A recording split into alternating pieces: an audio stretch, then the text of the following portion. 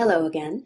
My name is Moli Gardnър, and I am now an assistant professor in the philosophy department at Boulingg Grийн State University in Boulingg Grийн, Ohio. This is the second in a two-part series on the non-identity problem. In this video, I will survey some of the ways that philosophers have attempted to solve the problem. Recall from the previous video that in order to solve the problem, we will need to reject at least one of the four inconsistent claims that generated it. Here, again, are those claims. 1. Barbara wronged Billy. 2. If Barbara wronged Billy, then the way she wronged him was by harming him. 3. The only way she could have harmed him is by making him worse off than he otherwise would have been. 4. Barbara did not make Billy worse off than he otherwise would have been. We can categorize various strategies for solving the problem according to the claim that each strategy rejects. Let's start with what we can call the wronging without harming strategy. This strategy attempts to deny, 2, the claim that if Barbara wronged Billy, then the way she wronged him was by harming him. Here's an example of the kind of case these philosophers appeal to. Suppose that a man named Smith attempts to buy an airplane ticket, but the agents at the desk refuse to sell him the ticket because of his race. Later on, the plane that Smith would have been on crashes, and all the passengers die. There is a sense in which Smith dodged a bullet. Now that the plane has crashed and he is still alive, he's no worse off, and indeed he is better off, than he would have been had the agents not refused to sell him the ticket. Still, it's also clear that the agents wronged Smith when they refused to sell him the ticket.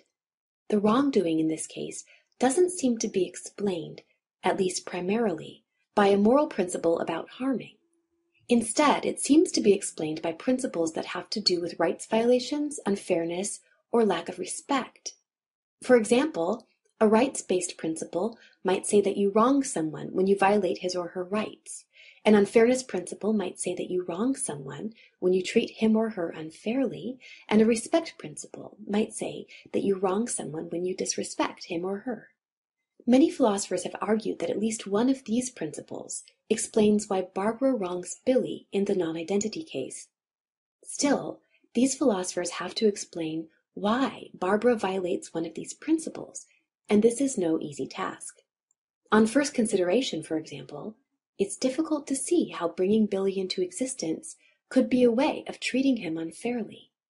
It's also difficult to see why such an action is disrespectful, and it's not immediately clear what right Billy would have that Barbara violates. What if we opt for a different solution to the problem? An alternative strategy would be to reject claim 4, which says that Barbara did not make Billy any worse off than he otherwise would have been. Philosopher Caspar Hare has argued that claims 1, 2, and 3 aren't really plausible unless we replace the word Billy with her child. He reconstructs the problem like this. 1 star, Barbara wronged her child.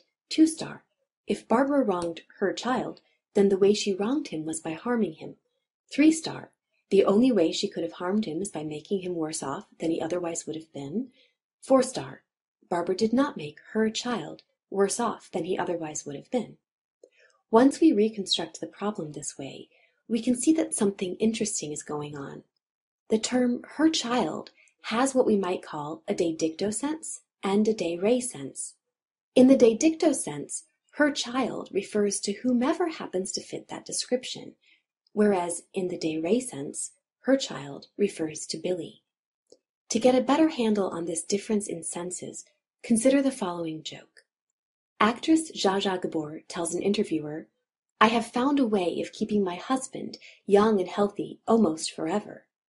The interviewer says, "Eternal youth, that is quite a discovery. How did you do it?"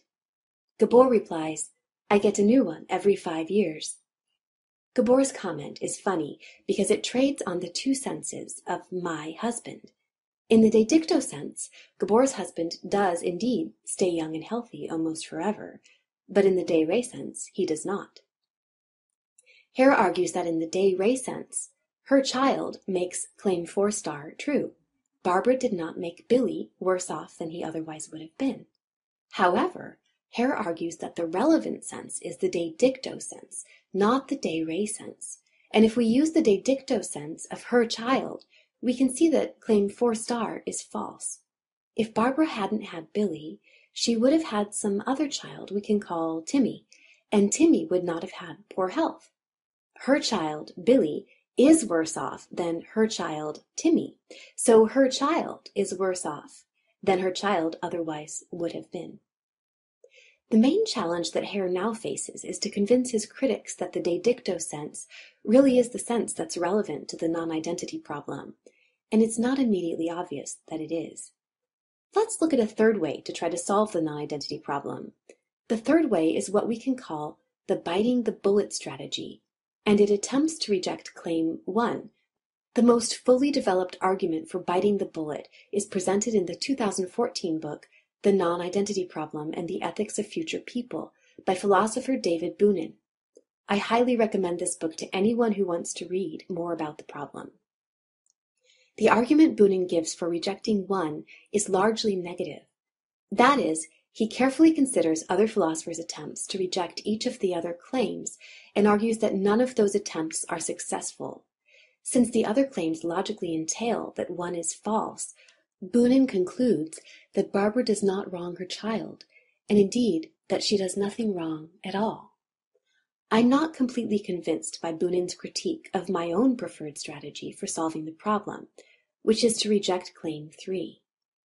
Recall that 3 says that the only way Barbara could have harmed Billy is by making him worse off than he otherwise would have been. Those of us who reject claim 3 adopt what we can call the harm-based strategy. We contend that it's possible to harm someone without making him or her worse off. To see how, consider the following case. Andy, the assassin in training, is hiding in the bushes, pointing his gun at Vincent. Andy's supervisor, Stanley, is hovering next to Andy, pointing his own gun at Vincent. Andy fires his gun and kills Vincent. If Andy hadn't fired his gun, Stanley would have, and Vincent would have died at exactly the same time, in exactly the same way. In this shooting case, it seems as though Andy has harmed Vincent. Indeed, he has killed Vincent, and that's a pretty significant harm. Nevertheless, Andy hasn't made Vincent any worse off than he otherwise would have been, since if Andy hadn't shot Vincent, Stanley would have. This case seems to show that you can harm someone without making them worse off. But if harming isn't a matter of making someone worse off, what is it? The challenge for the harm-based solution is to develop an account of the metaphysics of harming that can vindicate our intuitions about the shooting case, the non-identity case, and all the other ordinary cases of harming. I believe that this can be done, but the jury is still out. There are many more proposed solutions than the 4 I have just discussed. An alternative way to deny claim number 1, for example, is to hold that although Barbara does not wrong Billy, she does do something wrong when she fails to bring a healthier child into existence instead of Billy. The underlying principle that this solution appeals to seems to be something like maximizing act utilitarianism, the view that actions are morally wrong unless they result in the most aggregated well-being possible. However, it's not clear that we can trust maximizing act utilitarianism, since it seems to have strange results when it comes to other procreation cases. It seems to imply, for example, that it would be better to bring into existence lots and lots of people whose lives are barely worth living than to confer benefits to a smaller group of people who already exist. In his 2006 book, Better Never to Have Been, The Harm of Coming into Existence, the philosopher David Benatar also argues for an alternative way of rejecting claim 3. On his view, whether an action is harmful has to do with whether it confers advantages or disadvantages. Benatar claims that all the particular harms of existence, including the harm of death, which we all suffer eventually, make it the case that there's a clear disadvantage to existing over never existing at all. On the other hand, there are no comparative advantages of existence over non-existence. Even if our lives are filled with lots of happiness, the absence of such happiness in a world where we never existed would not be bad. He concludes that all acts of procreation are harmful, not just those in non-identity cases. As you can see, Philosophers have put lots of thought into solving the problem. I hope that this brief overview of a few interesting approaches gives you some idea of what a satisfactory solution would look like. Thank you for watching.